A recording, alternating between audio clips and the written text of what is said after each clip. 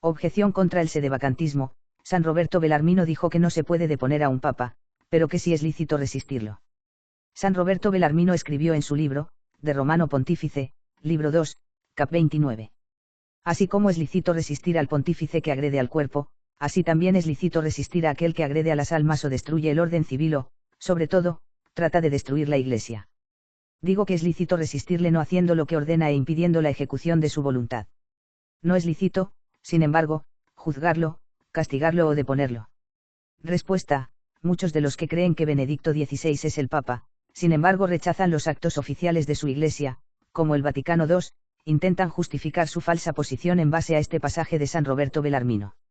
De hecho, este pasaje es uno de los fragmentos más usados como evidencia por parte de aquellos que se lanzan contra la posición sedevacante. Por desgracia, el pasaje ha sido completamente abusado y distorsionado. En primer lugar, en el capítulo que sigue inmediatamente de la cita anterior de Bellarmino, él nos enseña lo siguiente. Un papa que se manifieste hereje, por ese mismo hecho, per se, cesa de ser papa y cabeza, así como por lo mismo deja de ser un cristiano y miembro de la Iglesia. Por tanto, él puede ser juzgado y castigado por la Iglesia. Esta es la enseñanza de todos los padres antiguos, que enseñaban que los herejes manifiestos pierden inmediatamente toda jurisdicción. Punto 1. Esperen un segundo. En el capítulo 29, la cita dada en la octava objeción, San Roberto dice que al Papa no puede ser juzgarlo, castigarlo o depuesto. En el capítulo 30, él dice que un hereje manifiesto cesa de ser Papa, es decir, es depuesto, y que puede ser juzgado y castigado por la Iglesia. Mi pregunta a aquellos que hacen esta objeción es la siguiente: ¿acaso San Roberto Bellarmino estaba mal de la cabeza? San Roberto Bellarmino, de Romano Pontífice, capítulo 29. No se puede juzgar, castigar, o deponer al Papa. San Roberto Bellarmino, de Romano Pontífice, capítulo 30. Un Papa que se manifieste hereje es depuesto, juzgado y castigado. San Roberto Bellarmino ni es idiota ni se está contradiciendo consigo mismo. Él es un doctor de la Iglesia, y sabe exactamente lo que está tratando de decir.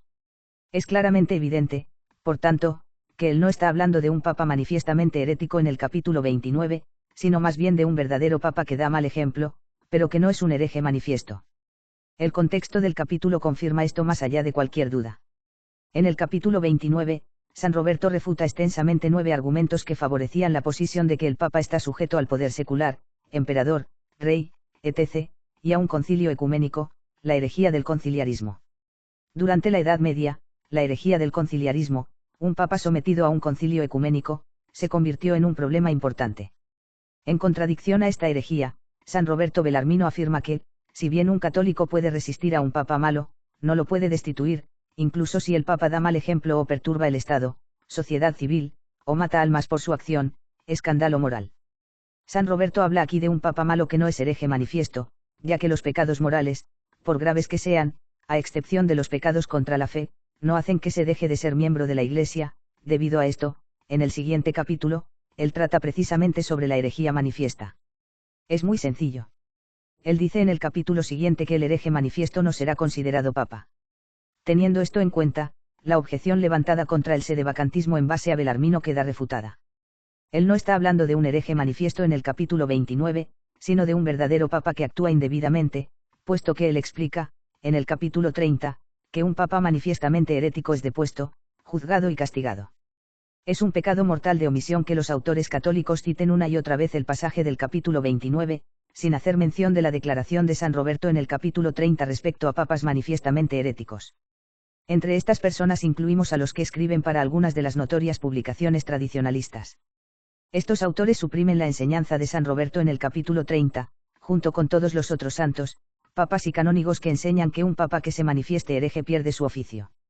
Estos falsos tradicionalistas lo hacen así porque quieren hacerles pensar sutilmente a sus lectores que San Roberto condena el sedevacantismo, cuando en realidad él y todos los primeros padres de la Iglesia apoyan el hecho de que un hereje manifiesto no es papa. San Roberto Bellarmino, de Romano Pontífice, 2, 30.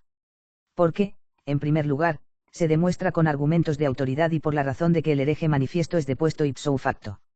El argumento de autoridad se basa en San Pablo, Tito 3, 10, que ordena que evitemos al hereje después de 2 advertencias, es decir, después de haber mostrado ser manifiestamente obstinado, lo que significa que antes de cualquier excomunión o sentencia judicial.